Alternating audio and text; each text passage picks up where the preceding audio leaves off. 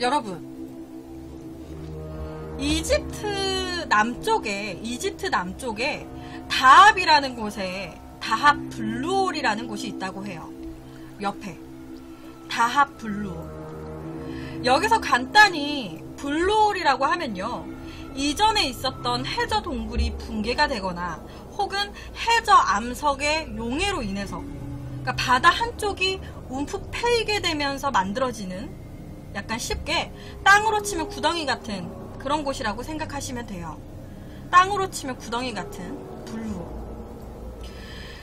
그런데 특히나 이 다합 블루홀이라는 곳은요, 깊이 130m 그리고 직경 60m에 굉장히 거대한 블루홀이라고 하더라고요. 굉장히 큰 블루홀. 그렇다 보니까 이곳에는요, 정말 흔히 볼 수 없는 희귀한 동식물과 그리고 되게 아름다운 풍경이 장난이 아니라고 합니다. 정말 아름답대요. 그래서 실제로 이곳은요, 세계 10대 다이빙 포인트로 뽑힐 정도로 굉장한 명소라고 합니다. 그런데 이 다합 블루홀이라고 하는 곳은요, 다이버들의 천국이기도 한데 다이버들의 무덤이라고도 많이 불린다고 해요. 그래서 실제로 이 근처, 블루홀의 근처에 가면 옆에 보인 땅들 있죠. 옆에 땅 같은데 이렇게 좀 영원히 좀 좋아하는 거 하며 살으라고 이렇게 비석 같은 게 세워져 있대요. 사망한 다이버들의 비석. 그런 게 요 근처만 가도 쉽게 볼 수 있다라고 합니다. 이곳에서 스쿠버 다이빙을 하다가 사망한 사람만 무려 120명 정도가 된다고 해요. 어마어마한 숫자예요. 120명 이상. 블루홀의 아름다움을 느끼고자 왔다가 이곳에서 사망한 사람만 120명. 그런데 이상한 거는요, 이 블루홀에서 다이빙을 하시는 분들이요, 초보자분들이 아니에요. 정말 전문적인 프로 다이버들입니다. 사망하신 120분 그 이상, 그분들 역시도요, 프로 다이버들이었어요. 그런데 그들이 왜 이 다합 블루홀 안에서 왜 어떻게 사망을 했는지에 대해서는 모른다고 해요. 왜 사망을 하게 된 건지. 이러한 이유로 이 다합 블루홀은요, 굉장히 미스테리한 장소로도 손꼽히고 있다고 하는데요. 이 미스테리하면서도 환상적인 다합 블루홀에 2000년 4월 당시 22살이었던 유리 립스키라는 한 남자가 자기 동료인 테렉 오마르라는 남성과 둘이서요, 다합 블루홀을 찾아오게 됩니다. 2000년도에요. 평소에 이 유리 립스키라고 하는 이 남성분은요, 다이빙 강사로 일을 하셨던 분이래요. 그러니까 다이빙 강사로 누구를 가르치던 사람이에요. 그러니까 얼마나 자기의 그게 있겠어요. 아, 나 다이빙 나 좀 해. 이런 게 좀 있었을 거 아니에요. 누구 가르칠 정도의 실력은 돼. 그런 게 좀 있었겠죠, 자기의 생각으로. 그렇다 보니까 이 다합 블루홀을 굉장히 좋아했대요. 너무 아름답다. 특히 이 다합 블루홀을 굉장히 좋아했다고 합니다. 그래서 종종 이곳을 찾아와서 다이빙을 자주 했었다고 해요. 사건의 이날도요, 동료인 테렉 오마르라는 남성과 함께 이 다합 블루홀에 스킨스쿠버 다이빙을 하게 돼요. 둘이서. 그런데 정상적으로 다이빙을 다 끝냈어요. 재미있게 했어. 와, 역시 다합 블루홀은 오면 올수록 정말 오묘하고 정말 아름다운 곳이야. 이러면서 막 너무 아름답다고. 그리고 물 밖으로 나왔습니다. 그런데 이 유리 립스키는 한 번 더 가고 싶었던 거예요. 한 번 더 바다에 들어갔다 오고 싶다. 그래서 이 유리 립스키는요, 테렉 오마르라는 동료 남성한테, 야, 너 좀 쉬고 있어. 나 혼자 블루홀에 한 번만 더 들어갔다 올게. 라고 하면서 혼자서 다합 블루홀의 깊은 바다로 뛰어들었습니다. 그런데 이 유리 립스키가 바다로 들어가고 1시간이 되고 2시간이 지나고 3시간이 지났어요. 테렉 오마르 동료 입장에서는요, 나올 때가 됐는데 안 나오는 거예요. 얘 왜 안 나와? 그렇다 보니까 이 테렉 오마르는 순간적으로 무슨 일 생긴 거 아니야? 무슨 일 생긴 것 같은데? 라는 생각에 자기가 직접 다시 바닷속으로 들어가서 수색을 했습니다. 그런데 안타깝게도 이 유리 립스키는 다음날 사망한 채로 발견이 됐어요. 당시 이 시신으로 발견됐을 당시의 유리 립스키의 상태는요, 시신이 사지를 펼친 채로 바닥을 향해서 엎드려 있었다고 합니다. 옆에처럼요. 그리고 어떠한 외상도 없었고요. 깨끗한 모습이었어요. 시신이 발견되고 병원에서는요, 아무래도 이 유리 립스키가 질소 중독으로 사망을 하게 된 것 같다라고 판명을 했습니다. 질소 중독, 간단하게 얘기하면 질식사한 것 같다 이거예요. 여러분, 질소 중독이라고 하는 거는요, 물속 깊이 내려간 다이버들이, 우리도 그렇잖아요. 바다 같은 데 갔을 때 깊게 들어가면 귀 막히고 막 귀 아프고 막 좀 답답하고 그렇잖아요. 그러니까 이 다이버들도 물속 깊이 내려가면 내려갈수록 높아진 수압으로 인해 가지고 체내의 질소가 혈액 속에 그대로 녹아버린 상태를 말한다고 합니다. 그대로 녹아버린 상태. 이 상태를 질소 중독. 이로 인해서 신경세포가 둔해지게 되고요. 마치 약간 술에 취한 사람처럼 사고력과 판단력이 떨어지게 된다고 해요. 그렇게 되면 다이버들은 점점 더 깊은 바닷속으로 빠져들게 되고요. 그리고 혈액 내 질소 과다로 산소가 부족해지게 되면서 결국에는 질식사를 하게 된다는 거예요. 여러분, 보통은요, 수심 10m씩 바다 밑으로 내려갈 때마다 기압이 1기압 정도씩 높아진다고 합니다. 그래서 일반적인 최고 잠수 수심은요, 5기압, 5기압인 40m 정도라고 해요. 그러니까 이 40m 이상 가면은 위험해질 수 있다는 얘기예요. 즉 쉽게 얘기하면요, 이 유리 립스키가 실수로 이 40m 넘게 바다의 너무 깊은 곳까지 내려가서 질식사를 한 것 같다라고 얘기를 하는 겁니다. 병원에서. 그런데 이 동료인 테렉 오마르라는 남성의 입장은 달라요. 말이 안 된다라고 얘기를 합니다. 아까도 제가 말씀드렸지만 이 유리 립스키는요, 7년 경력의 프로 베테랑 다이버예요. 누구를 가르칠 정도였어요. 강사로 일을 했으니까. 거기에다가 7년 동안 이 일을 하면서 어떠한 사고도 없었었고요. 이 다합블로어 같은 경우에는 이 유리 립스키가 굉장히 많이 다이빙을 했던 곳이라고 합니다. 처음 와본 곳이 아니었어요. 다이버들한테요, 이 그러니까 질소 중독이라고 하는 거는 어떻게 보면 되게 기초적인 걸 지키지 않아서 이렇게 사망하게 되는 거나 다름이 없다고 해요. 그러니까 이 테렉 오마르 동료 입장에서는, 아니 다합블로어에서 자주 다이빙을 하던 사람인데 그런 기초적인, 그냥 너무 깊이 들어가서 질식사했다? 이게 말이 안 된다는 거예요. 얘가 7년 넘게 다이브 한 앤데 이곳에 처음 온 애도 아니고 어떻게 그냥 깊이 들어가서 질식사했다고? 그러니까 이해가 안 되는 거죠. 그런데 이런 와중에요, 이 테렉이라는 동료 남성은요, 유리 립스키의 유품을 받게 돼요. 그리고 그 유품 중에는 평소에 수중 촬영을 즐겨 했었던 유리 립스키가 사고 당시에 머리에 착용하고 있던 카메라가 있었습니다. 당시에 유리 립스키는요, 손목에는 수심을 체크할 수 있는 기계를 차고 있었고요. 그리고 머리에는 카메라를 착용한 채로 들어갔었어요. 사고 당시에. 그런데 이 카메라가 이제 테렉 이 남성이 보게 된 거죠. 이 테렉 남성은요, 이 카메라에 담긴 영상이 정확한 이 유리 립스키의 사망 이유를 밝혀줄 거라고 생각을 했습니다. 그리고 사고 당시 테이프를 보게 됐어요. 여러분, 제가 지금부터 일부분을 보여드릴 건데요, 실제 영상의 일부분이에요. 이 유리 립스키가 다이빙을 한 직후 사망하기 직전까지 약 8분간의 상황이 고스란히 녹화가 되어 있습니다. 유리 립스키가 바다에 뛰어들고 사망하기 직전까지 8분간의 녹화가 되어 있어요.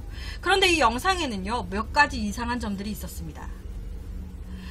지금 보여드리기 전에 간단하게 설명을 드리면 약 5시 6분부터 지금 5시 7분부터 플레이가 됐거든요. 5시 6분부터 유리 립스키의 시야가 점점 흐려지기 시작하면서 순식간에 급속도로 어두워지기 시작해요.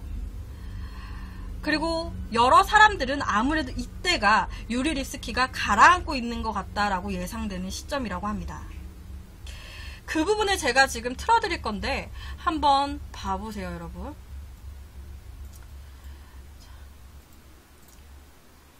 자.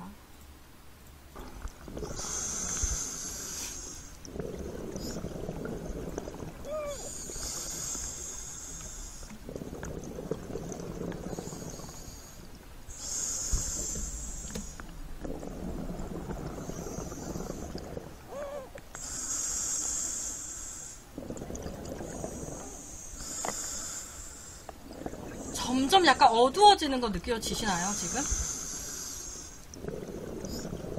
여러분, 이때 시간은요, 유리 립스키가 바다로 다이빙한 지 약 3분 정도밖에 되지 않았을 때예요.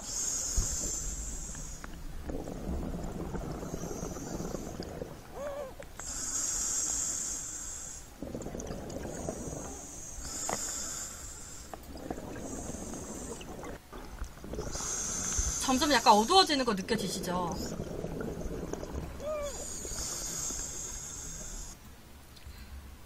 여러분, 이때가 유리 립스키 분이 다이빙을 하고 약 3분 정도밖에 되지 않았을 때고요. 이때의 수심을 대략 계산을 해보면 약 30m 정도로 엄청난 속도로 깊게 가라앉기 시작을 한 것 같다라고 추정을 합니다.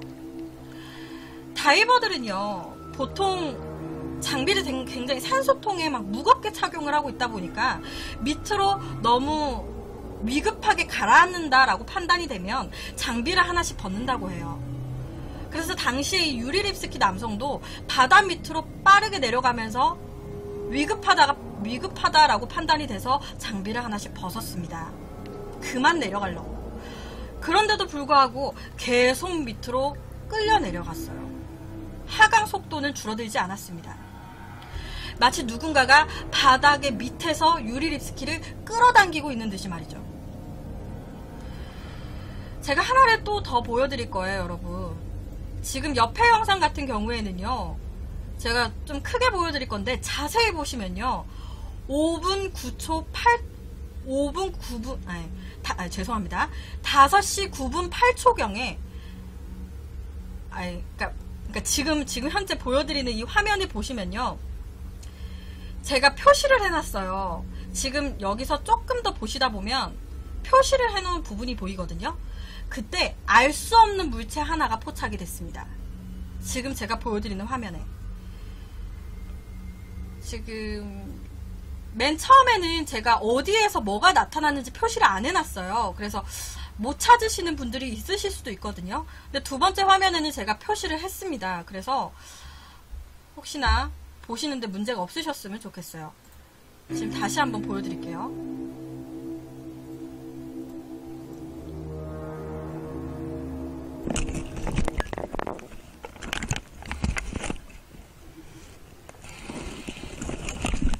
보셨나요?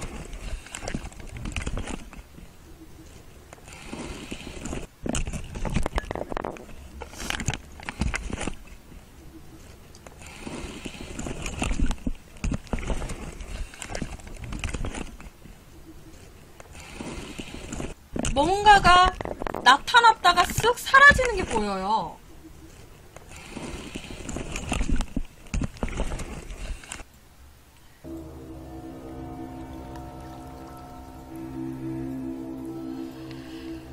정확하진 않지만 날카로운 이빨을 가진 무언가가 카메라에 쓱 보였다가 사라지는 모습이 포착이 됐습니다.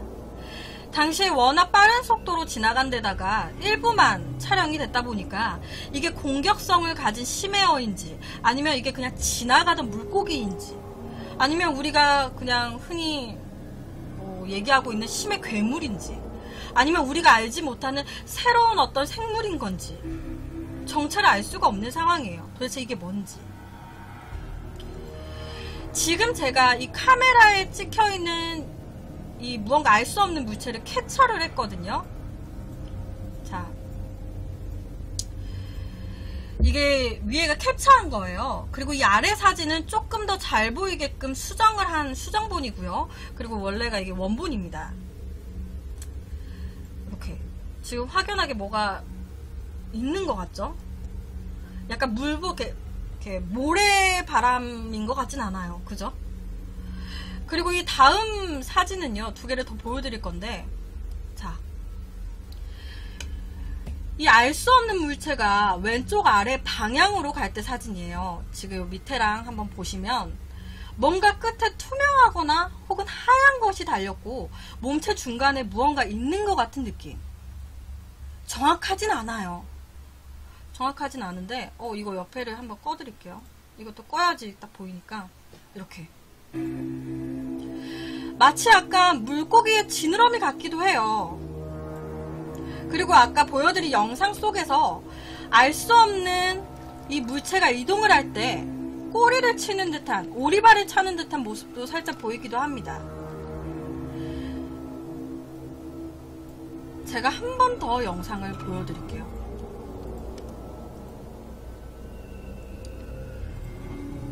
한 번 더 보여드릴게요.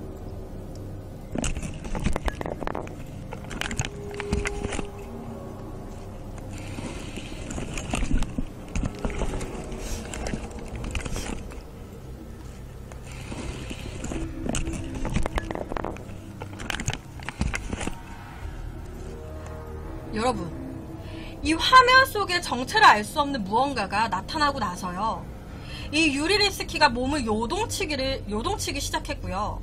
그리고 이로 인해서 옆에 보시는 것처럼 먼지가 일어나기 시작했습니다.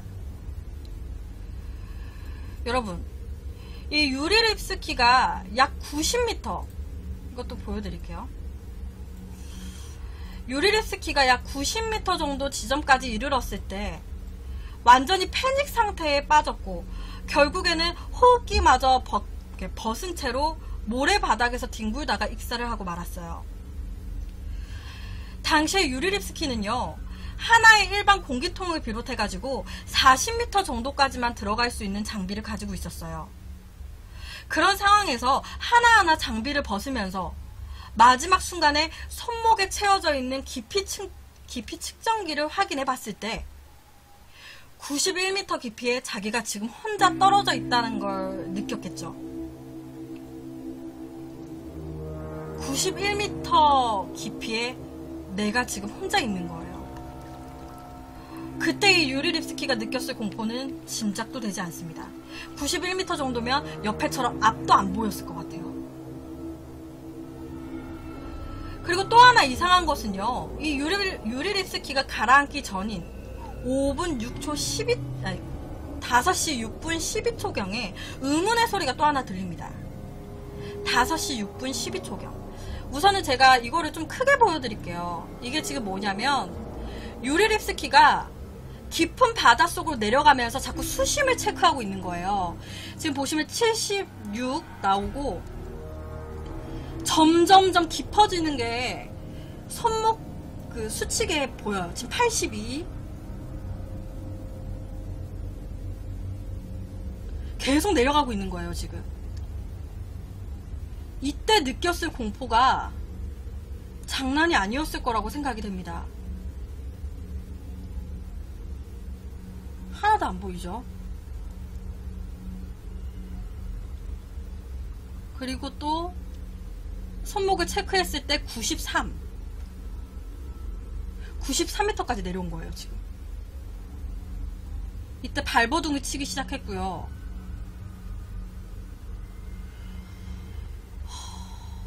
이때 느꼈을 공포감이 장난이 아니었을 것 같아요. 급속도로 내려가기 시작합니다.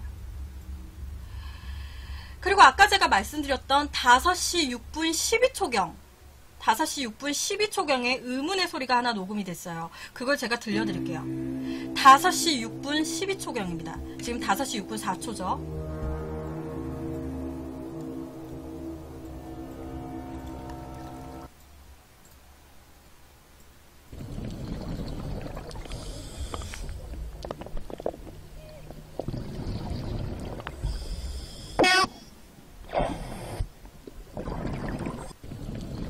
들으셨죠?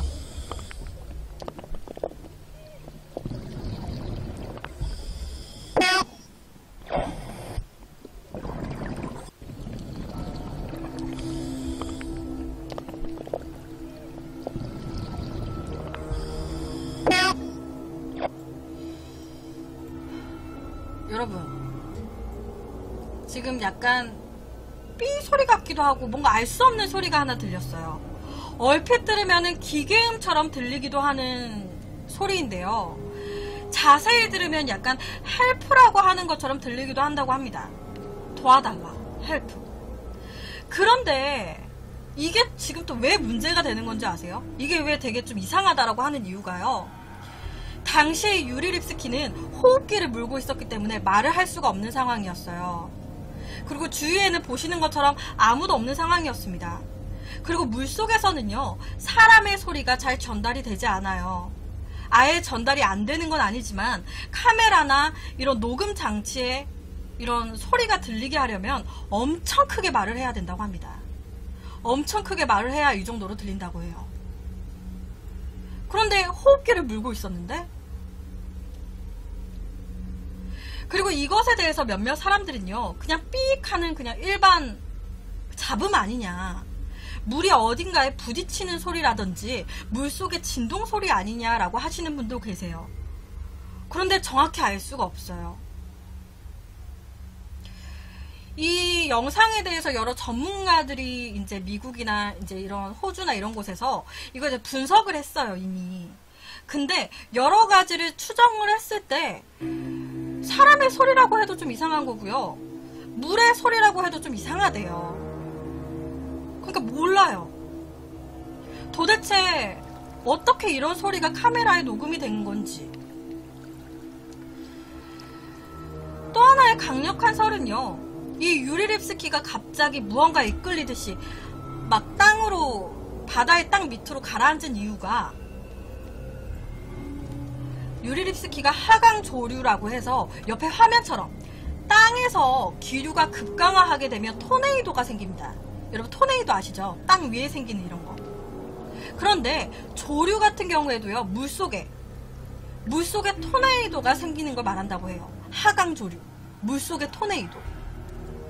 만약에 이 토네이도, 바닷속에 토네이도가 생기게 되면 이 토네이도 속에 다이버가 딱 들어가게 되잖아요. 그럼 우리 쉽게 생각해서 토네이도, 땅 위에 토네이도가 막 돌아요. 거기에 사람이 빨려 들어가면 어떻게 돼요? 같이 막 급속도로 돌잖아요. 그런 것처럼 이 하강조류를 만나게 되면 다이버들도 똑같이 급속도로 밑으로 빨려 들어가게 된다고 합니다. 그리고 다이버들은 이 밖으로 나오기가 굉장히 힘들다고 해요. 그렇다면은 이 유리 립스키 또한 하강조류로 인한 사고였던 걸까요? 도대체 어떻게 된 상황일까? 이 베테랑 다이버인 유리 립스키는요, 왜 바다에 들어간 지 3분 만에 바다 밑으로 가라앉기 시작한 건지, 또 이 의문의 소리는 뭔지, 그리고 카메라에 포착된 의문의 생명체는 또 무엇인지, 그리고 이 유리 립스키 이외에 이곳에서 사망한 많은 프로다이버들 또한 같은 이유로 다 사망을 하게 된 걸까요?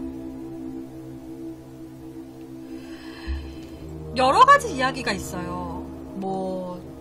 뭔가 이렇게 차원의 문, 제3의 차원의 문이 이 바다 깊숙한 곳에 있다. 뭔가 이 유리 립스키가 8, 90m 정도의 그런 깊이 부근에서 뭔가 시커먼 구멍 속으로 미지의 힘이 끌어당기는 것처럼 보였고, 그 검은, 바다 밑에 검은 구멍을 통과하면 다른 차원으로 이동을 하는 거였다라는 이런 얘기도 있습니다. 그러니까 유리 립스키는 차원의 이동의 그런 힘에 이끌려서 끌려가다가 사망을 하게 된 거다, 이런 얘기예요. 그런 설도 있어요. 그리고 또 하나는 심해 괴물에 의해서 이렇게 된 거 아니냐라는 얘기도 있어요. 바다 밑에 괴물이 뭔가 이 유리립스키의 발을 잡아서 끌어당겼고 뭐 그로 인해서 뭔가 이렇게 된 거 아니냐. 만약에 심해 괴물이요 유리립스키를 깊은 바닷속으로 끌어당겼다 칩시다 여러분. 그러면 이 심해어나 심해 괴물의 소행이라기에는 시신이 너무 깨끗했잖아요. 제가 아까 말씀드렸지만 유리립스키의 시신은요 굉장히 깨끗했습니다. 외상이 전혀 없었어요. 솔직히 저의 근거 없는 저의 생각은요 준비하다 보니 이런 생각이 들더라고요. 이런 조류로 인해서 급속도로 빨려 들어간 게 아니었을까라는 생각이 들어요. 뭔가 이런 조류로 인해서 물속의 토네이도에 의해서 급속도로 빨려 들어가기 시작했고 바다 깊은 곳 91m 정도까지 내려갔을 때 숨이 안 쉬어지고 그거 굉장히 두려웠겠죠. 그리고 정말 질식사를 한 게 아닐까. 이게 원인이지 않았을까. 정말 무언가 괴물이 있다기에는 외상이 전혀 없었으니까. 차원의 이동은 좀 아닌 것 같아요. 좀 이렇게 정확하지 차원의 이동은 좀 아닌 것 같잖아요. 보시는 분들도 좀 그렇지 않아요? 그리고 카메라에 포착된 이 미생물 같은 이런 알 수 없는 생물에 대한 거는요 제 생각에는 그 깊은 곳에 살고 있는 그냥 심해어가 아니었을까 싶어요. 뭔가 유리립스키가 딱 밑으로 딱 오니까 이 심해 쪽에 살고 있었던 이 생물들이 있었을 거 아니에요. 그러니까 뭐야 하면서 카메라에 그냥 포착이 된 게 아니었을까. 그 유리립스키 입장에서는 갑자기 뭔가 이렇게 부딪히는 촉감이 드니까 뭐야 하면서 이렇게 몸부림을 쳤던 게 아닐까. 그냥 이거 근거 없는 제 생각이에요.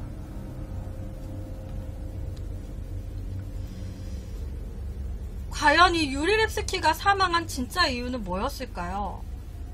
여러분들의 생각은 어떠세요?